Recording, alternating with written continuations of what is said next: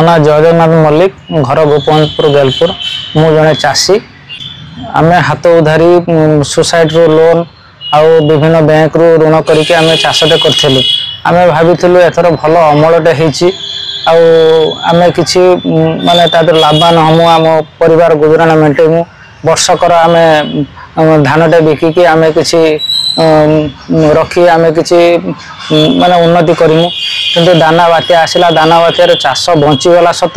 किंतु वर्तमान जो लगातार लगाण वर्षा होची 3 दिन है पुणी जहाँ होता धान अवस्था खराब हो जाता पुणी आम सुकई साकई पुंजी पुंजी करके पुणी रखीलु हिड़ मुंडे रखीलु पुणी आज जाकि देखला बेलू पुणी से अवस्था धान पूरा पचिकी नड़ा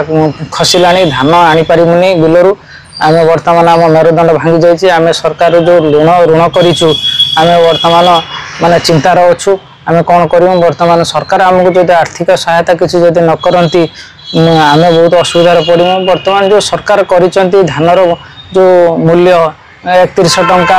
किणे बोली आम कि धान 31 टंकार किणी माने सरकार को बिक्री करें बर्तमान सब धान डिस्कलर हो गला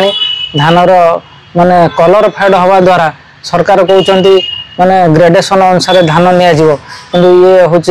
धान खराब हो गला किंतु 31 टका धान बिकी पारूनी आम बर्तमान ऋण सुझीबू किमिति बिलरू तो धान आम आनीपारूनी आम सोसाइटी ऋण किमी सुझीमु आ हाथ उधारी जो लोक पाखर आनीचु से देवु किमिति आम बर्तमान चिंतार अच्छु।